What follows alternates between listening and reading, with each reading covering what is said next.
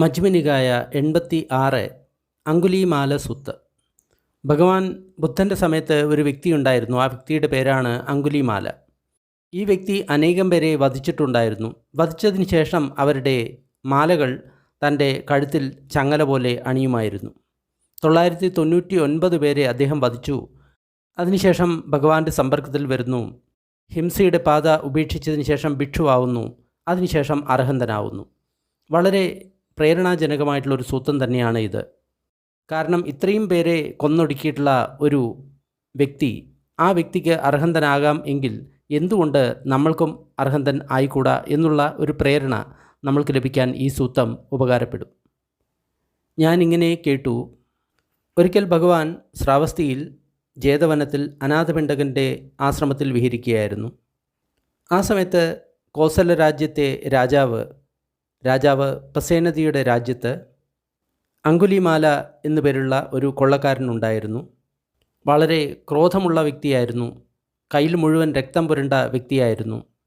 ഒരുപാട് പേരെ കൊന്ന വ്യക്തിയായിരുന്നു. പ്രാണികളോട് ഒട്ടും തന്നെ ദയയില്ലാത്ത ഒരു വ്യക്തിയായിരുന്നു. ആ വ്യക്തി ഗ്രാമങ്ങളല്ലാതാക്കി, നഗരങ്ങളല്ലാതാക്കി, ജില്ലകളല്ലാതാക്കി. അതായത് അതിലെ ജനങ്ങളെല്ലാം വധിച്ചു കളഞ്ഞു. ആ അങ്കുലീമാല എന്നു പേരുള്ള ആ വ്യക്തി തുടർച്ചയായിട്ട് ജനങ്ങളെ വധിക്കുകയായിരുന്നു. വധിച്ചതിന് ശേഷം അവരുടെ വിരലുകൾ തൻ്റെ കഴുത്തിൽ മാലയായിട്ട് അണിഞ്ഞിരുന്നു. ആ സമയത്ത് ഭഗവാൻ രാവിലെ വസ്ത്രങ്ങളെല്ലാം അണിഞ്ഞ് ഭിക്ഷാപാത്രവും ചീവരവും എടുത്തുകൊണ്ട് ശ്രാവസ്തിയിൽ ഭിക്ഷാടനത്തിന് ഇറങ്ങി. ഭിക്ഷാടനത്തിന് ശേഷം ഭക്ഷണം കഴിഞ്ഞ് തിരിച്ചു വരുന്ന സമയത്ത് അദ്ദേഹം തൻ്റെ വാസസ്ഥലം എല്ലാം നേരെയാക്കിയതിന് ശേഷം ഭിക്ഷാപാത്രവും ചീവരവും എടുത്തുകൊണ്ട് അങ്കുലീമാല വസിക്കുന്ന ദിശയിലേക്ക് ഒരു പാതയിലൂടെ യാത്രയായി. ആ പാത അങ്കുലീമാല വസിക്കുന്ന സ്ഥലത്തേക്കുള്ള പാതയായിരുന്നു. ആ സമയത്ത് അവിടെയുള്ള പശുപാലകന്മാർ, അതേപോലെ തന്നെ ആടിനെ മേയ്ക്കുന്നവർ, കർഷകർ, അതേപോലെ തന്നെ വഴിയാത്രക്കാർ ഭഗവാനെ കണ്ടു. എന്നിട്ട് ഭഗവാനോട് ഇങ്ങനെ പറഞ്ഞു: ശ്രമണ, ആ വഴിയിലൂടെ പോകരുത്. ആ വഴിയിൽ അങ്കുലീമാല എന്ന് പറയുന്ന ഒരു കൊള്ളക്കാരനുണ്ട്. വളരെ ക്രോധമുള്ള വ്യക്തിയാണ്. കയ്യിൽ മുഴുവൻ രക്തം പുരണ്ടതാണ്. ഒരുപാട് പേരെ കൊന്നിട്ടുണ്ട്. പ്രാണികൾക്ക് നേരെ ഒട്ടും തന്നെ ദയയില്ല. ആ വ്യക്തി ഗ്രാമങ്ങളല്ലാതാക്കി, നഗരങ്ങളല്ലാതാക്കി, ജില്ലകൾ അല്ലാതാക്കി. ആ വ്യക്തി മനുഷ്യന്മാരെ തുടർച്ചയായിട്ട് കൊല്ലുകയാണ്. കൊന്നതിന് ശേഷം അവരുടെ വിരലുകൾ മാലയായിട്ട് അണിയുകയാണ്. ഈ വഴിയിലൂടെ ആരെങ്കിലും യാത്ര ചെയ്യുകയാണെങ്കിൽ അവർ കൂട്ടമായിട്ട്, സംഘമായിട്ട് യാത്ര ചെയ്യാറുള്ളൂ. 10 പേർ, 20 പേർ, 30 പേർ, 40 പേർ, 50 പേരുടെ സമൂഹമായിട്ടാണ് അവർ ആ വഴിയിലൂടെ യാത്ര ചെയ്യുക. എന്നാൽ പോലും അവരുടെ അന്ത്യം അങ്കുലീമാലയുടെ കയ്യിൽ നിന്നായിരിക്കും. അവർ അത് പറഞ്ഞെങ്കിലും ഭഗവാൻ മൗനനായിട്ട് ആ വഴിയിലൂടെ നടന്നു. അപ്പോൾ അവർ 2ാം പ്രാവശ്യവും 3ാം പ്രാവശ്യവും അതേപോലെ തന്നെ പറഞ്ഞു. 3 പ്രാവശ്യവും ഭഗവാൻ മൗനമായിട്ട് തന്നെ നടന്നു. ഭഗവാനോട് അവർ തിരിച്ചു വരാൻ അഭ്യർത്ഥിച്ചു. പക്ഷേ അദ്ദേഹം മൗനനായി യാത്ര ചെയ്തുകൊണ്ടേയിരുന്നു. അപ്പോൾ ആ കൊള്ളക്കാരനായിട്ടുള്ള അങ്കുലീമാല ഭഗവാൻ ദൂരത്തുനിന്ന് തന്നെ വരുന്നത് കണ്ടു. അപ്പോൾ ആ അങ്കുലീമാല ഇങ്ങനെ വിചാരിച്ചു: ഇത് വളരെ ആശ്ചര്യകരമായിട്ടുള്ള കാര്യമാണ്, വളരെ അത്ഭുതകരമായിട്ടുള്ള കാര്യമാണ്. ഈ വഴിയിലൂടെ വരുന്ന ആൾക്കാർ 10, 20, 30, 40, 50 പേരുടെ സമൂഹമായിട്ടാണ് വരിക, കൂട്ടമായിട്ടാണ് വരിക. എന്നാലും അവരുടെ അവസാനം എൻ്റെ കൈകൊണ്ട് തന്നെ ആയിരിക്കും. എന്നാലും ഈ ശ്രമണൻ ഒറ്റയ്ക്കാണ് ഈ വഴിയെ വരുന്നത്. ആരും കൂട്ടിനില്ല.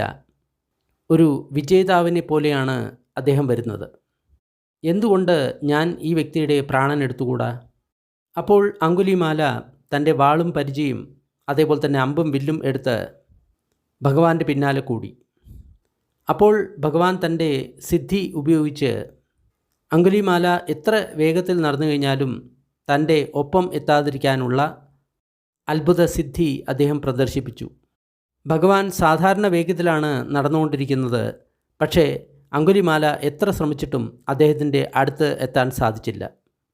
അപ്പോൾ അങ്കുലീമാല ഇങ്ങനെ വിചാരിച്ചു: ഇത് വളരെ ആശ്ചര്യകരമായിട്ടുള്ള കാര്യമാണ്, വളരെ അത്ഭുതകരമായിട്ടുള്ള കാര്യമാണ്.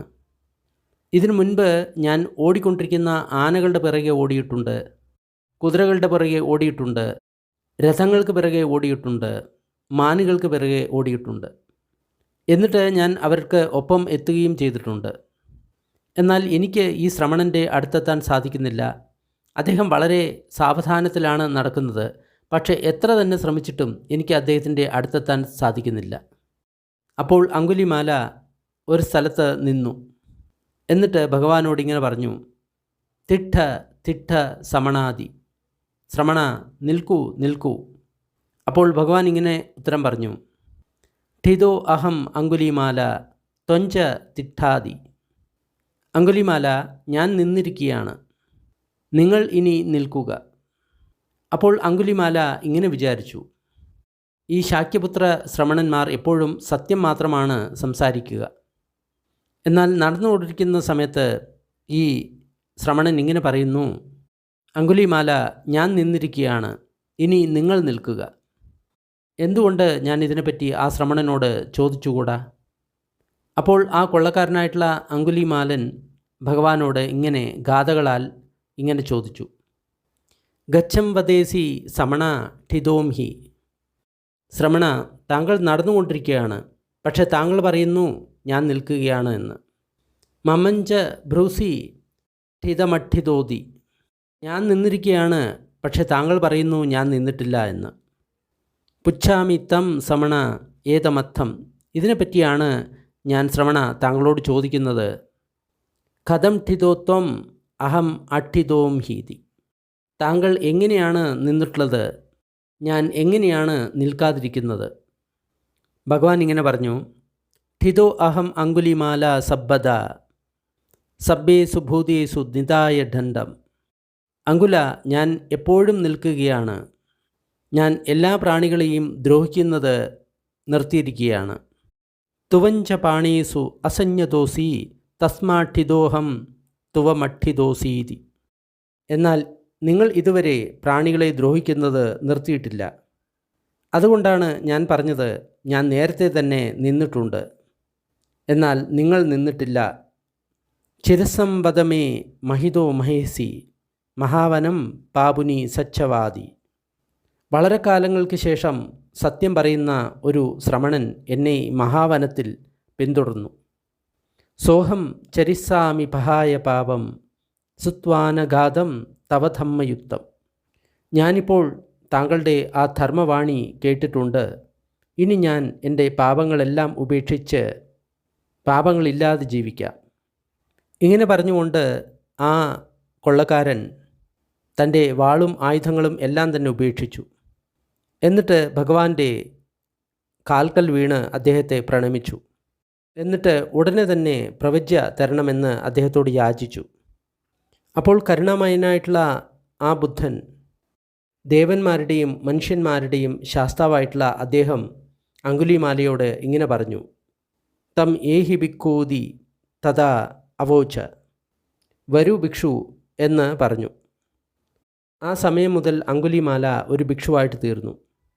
അതിനുശേഷം ഭഗവാൻ ശ്രാവസ്തിയിലേക്ക് പുറപ്പെട്ടു. അങ്കുലിമാല അദ്ദേഹത്തിൻ്റെ പുറകിൽ രണ്ടാമത്തെ ഭിക്ഷുവായിട്ടാണ് പോകുന്നത്. ക്രമേണ നടന്നുകൊണ്ട് അദ്ദേഹം ശ്രാവസ്തിയിലെത്തി. അപ്പോൾ അദ്ദേഹം അനാഥപിണ്ഡകൻ്റെ ആശ്രമത്തിൽ ജേതവനത്തിൽ അദ്ദേഹം വിഹരിച്ചു. ആ സമയത്ത് ഒരുപാട് ജനങ്ങൾ രാജാ പസേനതിയുടെ കൊട്ടാരത്തിൻ്റെ വാതിൽക്കൽ ബഹളം കൂട്ടുകയായിരുന്നു.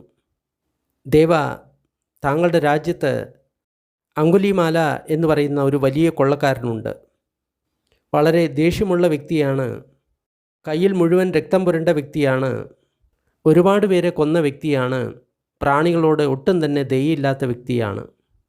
ആ വ്യക്തി ഒരുപാട് ഗ്രാമങ്ങളെ ഗ്രാമങ്ങളല്ലാതാക്കി, ഒരുപാട് നഗരങ്ങളെ നഗരങ്ങളല്ലാതാക്കി, ഒരുപാട് ജില്ലകളെ ജില്ലകൾ അല്ലാതാക്കി.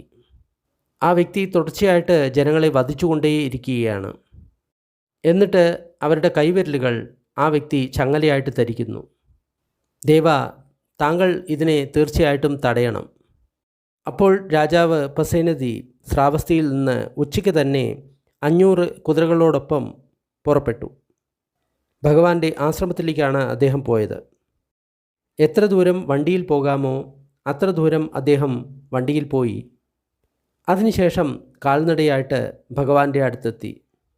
ഭഗവാനെ വന്ദിച്ചു, ഒരു ഭാഗത്ത് ഇരുന്നു. അപ്പോൾ ഭഗവാൻ അദ്ദേഹത്തോട് ഇങ്ങനെ പറഞ്ഞു, മഹാരാജ, എന്തുപറ്റി? മഗധയിലെ രാജാവായിട്ടുള്ള രാജാ ബിംബിസാരൻ താങ്കളോട് ദേഷ്യത്തിലാണോ? അല്ലെങ്കിൽ വേസാലിയിലെ ലിച്ഛവിമാർ താങ്കളോട് ദേഷ്യത്തിലാണോ? അല്ലെങ്കിൽ താങ്കളോട് എതിര് നിൽക്കുന്ന മറ്റേതെങ്കിലും രാജാവ് താങ്കളോട് ദേഷ്യത്തിലാണോ?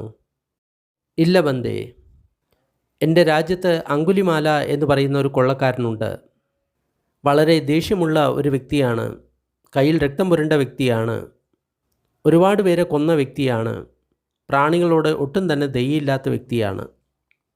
ബന്ദേ, ആ വ്യക്തിയെ എനിക്ക് നിർത്തേണ്ടതുണ്ട്. എന്നാൽ മഹാരാജ, താങ്കൾ ആ അങ്കുലിമാലയെ കാണുകയാണ്. ആ അങ്കുലിമാല തലയിലെ മുടിയും താടിരോമങ്ങളും വടിച്ചു കഴിഞ്ഞ് കാഷായ വസ്ത്രം ധരിച്ച് ഗൃഹസ്ഥ ജീവിതം ഉപേക്ഷിച്ച് സന്യാസിയായിരിക്കുകയാണ്. ആ അങ്കുലിമാല ഇപ്പോൾ പ്രാണികളെ കൊല്ലുന്നില്ല, മോഷ്ടിക്കുന്നില്ല, നുണ പറയുന്നില്ല. ദിവസം ഒരു നേരം മാത്രമാണ് ഭക്ഷണം കഴിക്കുന്നത്. ബ്രഹ്മചാരിയാണ്, ശീലവാനാണ്, വളരെ നല്ല സ്വഭാവ ഗുണങ്ങളുള്ള വ്യക്തിയാണ്. അങ്ങനെയാണെങ്കിൽ താങ്കൾ അയാളോട് എന്താണ് ചെയ്യുക? ബന്ദേ, ഞാൻ ആ വ്യക്തിയെ നമസ്കരിക്കും. ആ വ്യക്തിയുടെ മുൻപിൽ ഞാൻ എഴുന്നേറ്റ് നിൽക്കും, അല്ലെങ്കിൽ ഇരിക്കാൻ ഒരു ഇരിപ്പിടം കൊടുക്കും. എന്നിട്ട് ചീവരം അല്ലെങ്കിൽ വസ്ത്രം, ഭിക്ഷാന്നം, താമസിക്കാനുള്ള സ്ഥലം, മരുന്ന്, രോഗികൾക്ക് ആവശ്യമായിട്ടുള്ള മറ്റ് സാധനങ്ങൾ, ഇവയെല്ലാം സ്വീകരിക്കാൻ ഞാൻ ക്ഷണിക്കും. നിയമാനുസൃതമായിട്ടുള്ള പരിരക്ഷയും സുരക്ഷയും ആ വ്യക്തിയോട് ഞാൻ ഉറപ്പാക്കും. എന്നാൽ ബന്ദേ, എങ്ങനെയാണ് ആ ദുശീലമുള്ള പാപധർമ്മമുള്ള വ്യക്തി ഈ രീതിയിലുള്ള ശീലവും സംയമവും പാലിക്കാൻ സാധിക്കുന്നത്? ആ സമയത്ത് ആയുഷ്മാൻ അങ്കുലിമാല ഭഗവാനിൽ നിന്ന് അധികം ദൂരെയല്ലാതെ ഇരിക്കുകയായിരുന്നു. അപ്പോൾ ഭഗവാൻ തൻ്റെ വലത് കൈ ഉയർത്തിക്കൊണ്ട് മഹാരാജാവിനോട് ഇങ്ങനെ പറഞ്ഞു, മഹാരാജാവേ, ഇതാണ് അങ്കുലിമാല. ആ സമയത്ത് രാജാവ് പസേനതി ഭയവിഹ്വലനായി, പേടിച്ചു. അദ്ദേഹത്തിൻ്റെ ശരീരത്തിലെ രോമങ്ങൾ എഴുന്നേറ്റ് നിന്നു.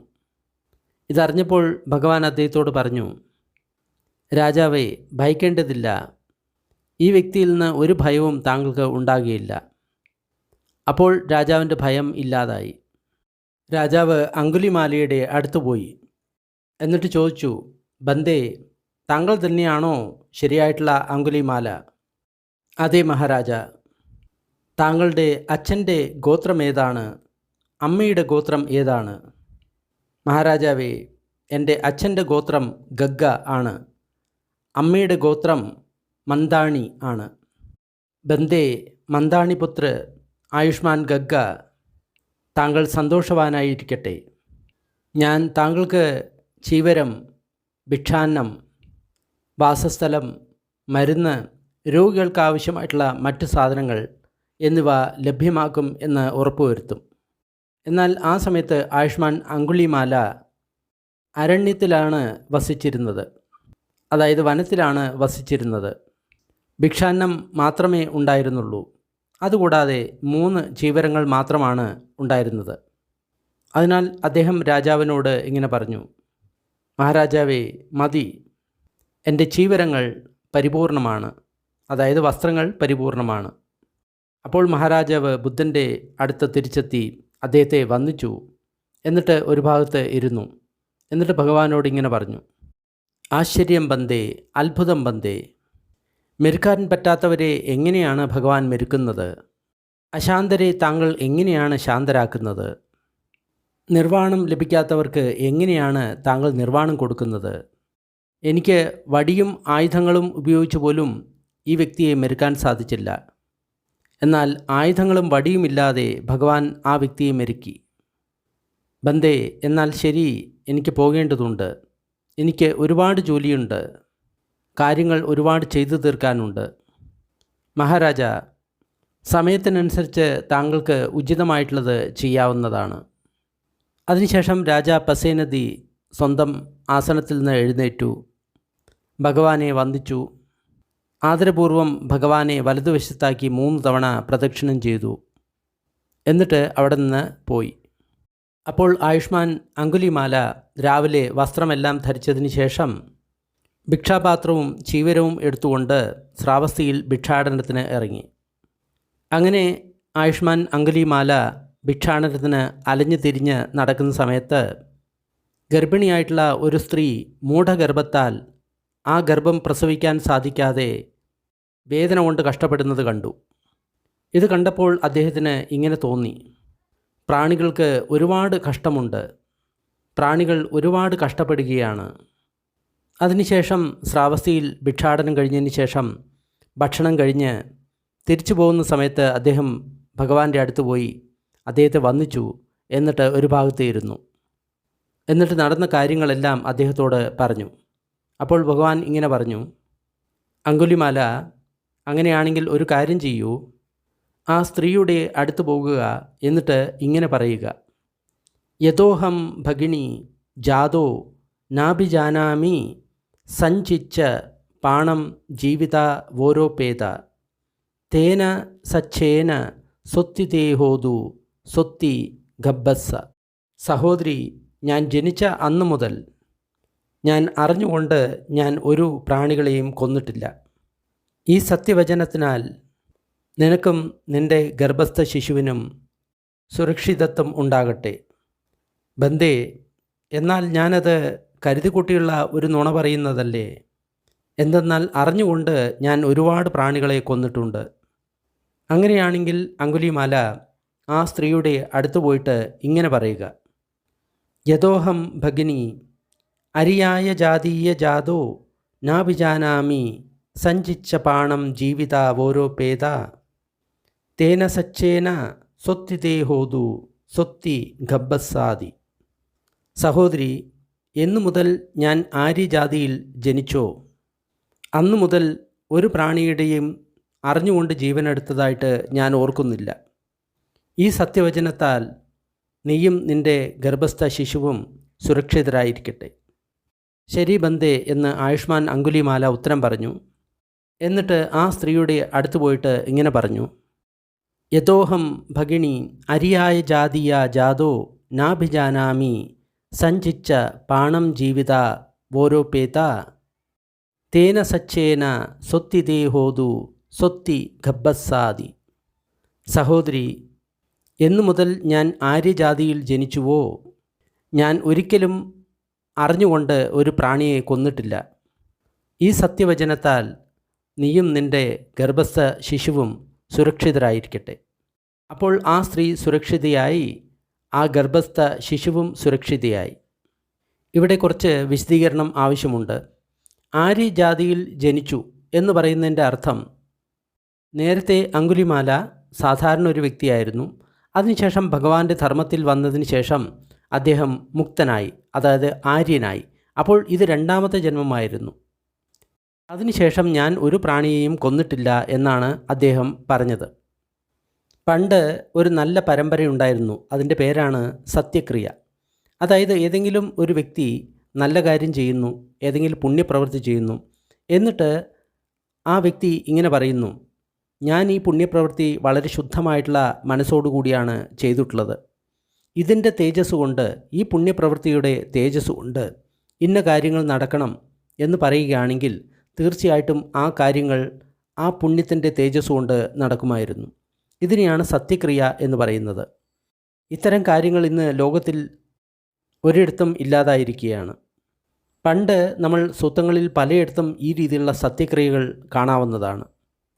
ഈ കാര്യം നിങ്ങൾക്കും പ്രായോഗികമായിട്ട് പരിശീലിച്ച് നോക്കാവുന്നതാണ്. അതായത് ഏതെങ്കിലും നല്ല ഒരു ശുദ്ധമായിട്ടുള്ള കാര്യം നിങ്ങൾ ചെയ്തു, അതായത് മനസ്സുകൊണ്ട് യാതൊരുവിധ കളങ്കവുമില്ലാതെ ദാനം ചെയ്തു, അല്ലെങ്കിൽ മറ്റെന്തെങ്കിലും നല്ല കാര്യങ്ങൾ നിങ്ങൾ ചെയ്തു.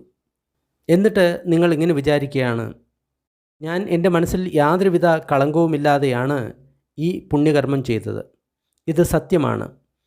ഈ സത്യവചനത്തിൻ്റെ തേജസ്സിനാൽ എനിക്ക് ഈ ജന്മം തന്നെ നിർവ്വാണം കിട്ടട്ടെ എന്ന് നിങ്ങൾ ആഗ്രഹിക്കുകയാണെങ്കിൽ തീർച്ചയായിട്ടും നിങ്ങൾക്ക് ഈ ജന്മത്തിൽ തന്നെ നിർവ്വാണം കിട്ടുന്നതാണ്. അല്ലെങ്കിൽ നിങ്ങൾ മറ്റെന്ത് ആത്മീയമായിട്ടുള്ള മറ്റെന്ത് കാര്യങ്ങൾ ആഗ്രഹിക്കുകയാണെങ്കിലും അത് തീർച്ചയായിട്ടും നടക്കുന്നതാണ്. ഭൗതികമായിട്ടുള്ള കാര്യങ്ങളും തീർച്ചയായിട്ടും നടക്കുന്നതാണ്. അത്ര ശക്തിയുള്ളതാണ് ഈ സത്യക്രിയ എന്ന് പറയുന്ന കാര്യം. ഈ ഒരു സൂത്തം, അങ്കുലിമാല സൂത്തം, ഗർഭിണികൾക്ക് സുഖമായിട്ടുള്ള പ്രസവത്തിന് വേണ്ടിയിട്ട് ഭിക്ഷുക്കൾ പലപ്പോഴും ചൊല്ലാറുണ്ട്. ഇത്തരം സൂത്തങ്ങളെ പരിത്ത സൂത്തങ്ങൾ എന്നാണ് പറയുന്നത്, അതായത് സംരക്ഷിക്കുന്ന സൂത്തങ്ങൾ. അതിനുശേഷം ആയുഷ്മാൻ അങ്കുലിമാല ഒറ്റയ്ക്ക് താമസിച്ചുകൊണ്ട് ഇന്ദ്രിയങ്ങളെ സംയമനം ചെയ്തുകൊണ്ട് പ്രമാദമില്ലാതെ, ആലസ്യമില്ലാതെ, ഉത്സാഹത്തോടുകൂടി, ദൃഢനിശ്ചയത്തോടുകൂടി പ്രയത്നിച്ചുകൊണ്ട് ബ്രഹ്മചര്യ ജീവിതത്തിൻ്റെ ആത്യന്തിക ലക്ഷ്യം ഈ ജീവിതത്തിൽ തന്നെ നേടി. അതിനെ സ്വന്തം അന്തർദൃഷ്ടിയാൽ നേടിക്കൊണ്ട് ആ ലക്ഷ്യത്തെ നേടി അദ്ദേഹം വിഹരിച്ചു. അതിനു വേണ്ടിയിട്ടാണ് കുലപുത്രന്മാർ ഗൃഹസ്ഥ ജീവിതം ഉപേക്ഷിച്ച് സന്യാസി ആയിട്ട് തീരുന്നത്. അതായത് അദ്ദേഹം അർഹന്തൻ്റെ അവസ്ഥ നേടി എന്നാണ് പറയുന്നത്. അപ്പോൾ അദ്ദേഹത്തിന് മനസ്സിലായി, ക്ഷീണാജാതി, പുനർജന്മം അവസാനിച്ചു, ബ്രഹ്മചര്യ ജീവിതം പൂർത്തിയായി, ഏതൊന്ന് ചെയ്യേണ്ടതുണ്ടോ അത് ചെയ്തു, ഇനി മറ്റൊരു ലോകത്തിലും പുനർജന്മം ഇല്ല. അങ്ങനെ ആയുഷ്മാൻ അങ്കുലിമാല അനേകം അർഹന്തന്മാരിൽ ഒരു അർഹന്തനായി. അതിനുശേഷം ആയുഷ്മാൻ അങ്കുലിമാല രാവിലെ വസ്ത്രമെല്ലാം അണിഞ്ഞതിന് ശേഷം തൻ്റെ ഭിക്ഷാപാത്രവും ചീവരവും എടുത്തുകൊണ്ട് ശ്രാവസ്തിയിൽ ഭിക്ഷാടനത്തിന് പുറപ്പെട്ടു. ആ സമയത്ത് ആരോ ഒരു വ്യക്തി ആയുഷ്മാൻ അങ്കുലിമാലയെ കല്ലുകൊണ്ട് എറിഞ്ഞു. അദ്ദേഹത്തിൻ്റെ മേലെ കൊണ്ടു. ചിലർ അദ്ദേഹത്തിന് നേരെ വടികൊണ്ട് എറിഞ്ഞു. മറ്റു ചിലർ അദ്ദേഹത്തിന് മേലെ ചെറുകല്ലുകൾ എറിഞ്ഞു. അപ്പോൾ അങ്കുലിമാല തൻ്റെ തല പൊട്ടിയത് കാരണം ഒരുപാട് രക്തം ഒലിപ്പിച്ചുകൊണ്ട് അദ്ദേഹത്തിൻ്റെ ഭിക്ഷാപാത്രം പൊട്ടിപ്പോയി, പുറത്ത് ധരിച്ചിരിക്കുന്ന ചീവരം മുറിഞ്ഞുപോയി, വസ്ത്രം കീറിപ്പോയി. എന്നിട്ട് അദ്ദേഹം ഭഗവാന്റെ അടുത്ത് ചെന്നു. അപ്പോൾ ഭഗവാൻ ദൂരത്തുനിന്ന് തന്നെ ആയുഷ്മാൻ അങ്കുലിമാല വരുന്നത് കണ്ടു. എന്നിട്ട് ആയുഷ്മാൻ അങ്കുലിമാലയോട് ഇങ്ങനെ പറഞ്ഞു: അധിവാസേഹിത്വം ബ്രാഹ്മണ, അധിവാസേഹിത്വം ബ്രാഹ്മണ. ബ്രാഹ്മണ, അതിനെ സഹിക്കുക, ബ്രാഹ്മണ, അതിനെ സഹിക്കുക. ഭഗവാൻ എപ്പോഴും കഠിനമായിട്ടുള്ള ശാരീരിക വേദനകളെ സഹിക്കാനാണ് പറയാറുള്ളത്. ബ്രാഹ്മണ, അനേക വർഷങ്ങൾ, അനേക 100 വർഷങ്ങൾ, അനേകായിരം വർഷങ്ങൾ നരകത്തിൽ അനുഭവിക്കേണ്ട വേദനയാണ് താങ്കൾ ഇപ്പോൾ, ആ പാപങ്ങളുടെ ഫലമാണ് താങ്കൾ ഇപ്പോൾ ഈ ജീവിതത്തിൽ അനുഭവിക്കുന്നത്. അതായത് ഇങ്ങനെ അനുഭവിച്ചിട്ടില്ല എങ്കിൽ അനേകായിരം വർഷം ചിലപ്പോൾ നരകത്തിൽ കടന്ന് ആ പാപഫലങ്ങളുടെ വേദന അനുഭവിക്കേണ്ടി വരുമായിരുന്നു എന്നാണ് ഭഗവാൻ സൂചിപ്പിക്കുന്നത്. അഥകോ ആയസ്മ അങ്കുലിമാലോ രഹോഗതോ പടിസല്ലിനോ വിമുക്തു സുഖം പടിസംവേദി. അതിനുശേഷം ആയുഷ്മാൻ അങ്കുലിമാല ധ്യാനിക്കുന്ന സമയത്ത് വിമുക്ത സുഖമായിരുന്നു അദ്ദേഹം അനുഭവിച്ചു കൊണ്ടിരുന്നത്. ആ സമയത്ത് ആയുഷ്മാൻ അങ്കുലിമാല ഈ രീതിയിലുള്ള ഉദാനം പ്രകടിപ്പിച്ചു: നേരത്തെ പ്രമാദത്തിലായിട്ടുള്ള വ്യക്തി പിന്നീട് പ്രമാദമില്ലാതെ വിഹരിക്കുന്നു. ആ വ്യക്തി ലോകത്തെ പ്രകാശിപ്പിക്കുന്നു, മേഘങ്ങളിൽ നിന്ന് മുക്തനായിട്ടുള്ള ചന്ദ്രനെ പോലെ. ആരുടെയെങ്കിലും പാപകർമ്മം പിന്നീട് പുണ്യകർമ്മമായിട്ട് മാറി. ആ വ്യക്തി ഈ ലോകത്തെ പ്രകാശിപ്പിക്കുന്നു, മേഘങ്ങളിൽ നിന്ന് മുക്തനായിട്ടുള്ള ചന്ദ്രനെ പോലെ. യുവാവായിട്ടുള്ള ഒരു ഭിക്ഷു ഭഗവാന്റെ ശാസനത്തിൽ തൽപരനാണ്. ആ വ്യക്തി മേഘങ്ങളിൽ നിന്ന് മുക്തനായിട്ടുള്ള ചന്ദ്രനെ പോലെ ലോകത്തെ പ്രകാശിപ്പിക്കുന്നു.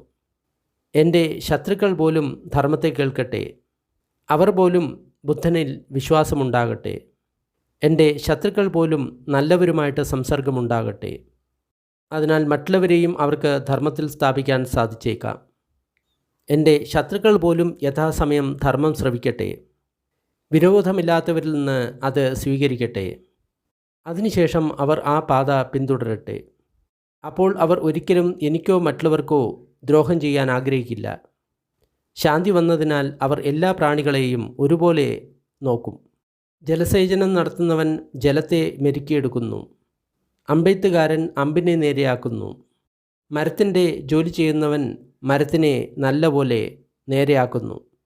എന്നാൽ പണ്ഡിതൻ അവൻ തന്നെ നേരെയാക്കുന്നു. ചിലരെ വടിയുപയോഗിച്ച് നമ്മൾക്ക് മെരുക്കാവുന്നതാണ്, ചിലരെ ചാട്ടവാറ് കൊണ്ട് നമ്മൾക്ക് മെരുക്കാവുന്നതാണ്. എന്നാൽ എന്നെ മെരുക്കിയത് വടിയും വാളുമില്ലാതെയാണ്. എൻ്റെ പേര് അഹിംസകൻ എന്നാണ്. ഞാൻ നേരത്തെ ഒരുപാട് ഹിംസകൾ ചെയ്തിരുന്നു. എന്നാൽ ഇന്ന് ആ പേര് സത്യമായിട്ടുള്ള പേരാണ്. എന്തെന്നാൽ ഞാൻ ആരെയും ഉപദ്രവിക്കുന്നില്ല. ഞാൻ ഒരു കൊള്ളക്കാരനായിരുന്നു. എൻ്റെ പേര് അങ്കുലിമാല എന്നായിരുന്നു. മലവെള്ളപ്പാച്ചിൽ എന്നെ എടുത്തുകൊണ്ടുപോയി. പക്ഷേ ഞാൻ ഭഗവാനിൽ ശരണം തേടി. എൻ്റെ കയ്യിൽ രക്തം പുരണ്ടിരുന്നു. എൻ്റെ പേര് അങ്കുലിമാല എന്നായിരുന്നു. എനിക്ക് ആ രീതിയിലുള്ള സംരക്ഷണമാണ് കിട്ടിയത്. അതുമൂലം എനിക്ക് എൻ്റെ പുനർജന്മം ഇല്ലാതാക്കാൻ സാധിച്ചു. ഞാൻ അധോഗതിക്ക് കാരണമായിട്ടുള്ള ഒരുപാട് പാപകർമ്മങ്ങൾ ചെയ്തിട്ടുണ്ട്. ആ പാപകർമ്മങ്ങളുടെ ഫലം മുഴുവൻ തന്നെ എന്നെ സ്പർശിച്ചു കഴിഞ്ഞു. അതുകൊണ്ട് കടമില്ലാതെ തന്നെയാണ് ഞാൻ എൻ്റെ ഭക്ഷണം കഴിക്കുന്നത്. ആലസ്യത്തോടുകൂടി ജീവിക്കുന്ന മണ്ടന്മാർ അവർ ആലസ്യത്തോട് ശ്രദ്ധ പുലർത്തുന്നു. എന്നാൽ മേധാവികൾ ആലസ്യമില്ലാതെ ജീവിക്കുന്നു. അതിനെ അവർ ഒരു സ്വത്തായിട്ട് കരുതുന്നു. ഒരിക്കലും ആലസ്യത്തോടുകൂടി ജീവിക്കരുത്. കാമരതികളിൽ സന്തോഷിക്കരുത്. ജാഗ്രതയോടിരുന്ന് നിങ്ങൾ അഭ്യസിക്കുകയാണെങ്കിൽ നിങ്ങൾക്ക് വിപുലമായിട്ടുള്ള സുഖം ലഭിക്കും. എനിക്ക് ലഭിച്ച ഉപദേശം വളരെ നല്ലതായിരുന്നു. അതിനെപ്പോഴും സ്വാഗതം. അത് നല്ല രീതിയിൽ വിശദീകരിച്ചിട്ടുള്ള ധർമ്മമായിരുന്നു. ഞാൻ അതിൽ എത്തിച്ചേർന്നു. എനിക്ക് ലഭിച്ച ഉപദേശം വളരെ നല്ലതായിരുന്നു. അതിന് എന്നും സ്വാഗതമുണ്ട്. എനിക്ക് 3 വിദ്യകൾ ലഭിച്ചിട്ടുണ്ട്. ബുദ്ധൻ്റെ ശാസനം ഞാൻ പൂർത്തിയാക്കിയിട്ടുണ്ട്. ഇവിടെ 3 വിദ്യകൾ എന്ന് പറയുന്ന സമയത്ത് തൻ്റെ പൂർവ്വജന്മങ്ങളെ മുഴുവൻ ഓർക്കാനുള്ള കഴിവ്, മറ്റ് പ്രാണികൾ എങ്ങനെയാണ് തങ്ങളുടെ കർമ്മങ്ങൾക്ക് അനുസൃതമായിട്ട് മരിച്ചതിന് ശേഷം പുതിയ ലോകങ്ങളിൽ പോയിട്ട് ജനിക്കുന്നത് എന്ന് കാണാനുള്ള കഴിവ്, അടുത്തതായിട്ട് ആസവക്ഷയത്തിൻ്റെ അറിവ്, അതായത് മുക്തനാകുന്നതിൻ്റെ അറിവ്. ഇതിനെയാണ് 3 വിദ്യകൾ എന്ന് പറയുന്നത്. അങ്കുലിമാല സുത്തം നിഷ്ഠിതം. അങ്കുലിമാല സുത്തം അവസാനിച്ചു. ഇത് വളരെ പ്രേരണാദായകമായിട്ടുള്ള ഒരു സുത്തമാണ്. കാരണം ഇത്രയധികം പേരെ കൊന്ന അങ്കുലിമാലൻ എന്ന ആ കൊള്ളക്കാരന് അർഹന്തനാകാം എങ്കിൽ തീർച്ചയായിട്ടും അത്രയധികം പാപം നമ്മൾ ആരും തന്നെ ചെയ്തിട്ടുണ്ടാവില്ല. അതിനാൽ തീർച്ചയായിട്ടും നമ്മൾക്ക് ഈ ജന്മത്തിൽ തന്നെ മുക്തനാകാൻ സാധിക്കും. അതിന് ഈ സൂത്രം നിങ്ങൾക്ക് പ്രേരണ നൽകട്ടെ. സൂത്രം ഇഷ്ടമായി കഴിഞ്ഞാൽ ലൈക്ക് ചെയ്യുക, ഷെയർ ചെയ്യുക. ഇതേമാതിരി കൂടുതൽ സൂത്രം ഡിസ്ക്രിപ്ഷൻ ബോക്സിലുണ്ട്. കുറച്ച് സമയം നമ്മൾക്ക് പുണ്യവിതരണത്തിൻ്റെ അഭ്യാസം ചെയ്യാം. ദുഃഖം അനുഭവിക്കുന്ന സർവ്വപ്രാണികളും ദുഃഖത്തിൽ നിന്ന് വിമുക്തരാകട്ടെ. ഭയം അനുഭവിക്കുന്ന സർവ്വപ്രാണികളും ഭയത്തിൽ നിന്ന് വിമുക്തരാകട്ടെ. ശോകം അനുഭവിക്കുന്ന സർവ്വപ്രാണികളും ശോകത്തിൽ നിന്ന് വിമുക്തരാകട്ടെ. എല്ലാ പ്രാണികൾക്കും മുക്തി ലഭിക്കട്ടെ. നമ്മൾ നേടിയ ഈ പുണ്യത്തിൽ സർവ്വജീവികളും പങ്കാളികളാകട്ടെ. അതുമൂലം സർവ്വപ്രാണികൾക്കും സുഖവും സന്തോഷവും ഉണ്ടാകട്ടെ. ഭൂമിയിലും ആകാശത്തിലും ഉള്ള സർവ്വപ്രാണികളും അധോലോകത്തെയും മനുഷ്യലോകത്തെയും ദേവലോകത്തെയും രൂപ അരൂപ ബ്രഹ്മലോകത്തിലെയും സർവ്വപ്രാണികളും നമ്മളുടെ ഈ പുണ്യത്തിൽ പങ്കാളികളാകട്ടെ. അതിശക്തരായിട്ടുള്ള ദേവന്മാരും ബ്രഹ്മന്മാരും ബുദ്ധശാസനത്തെ സംരക്ഷിക്കട്ടെ. സാധു സാധു സാധു.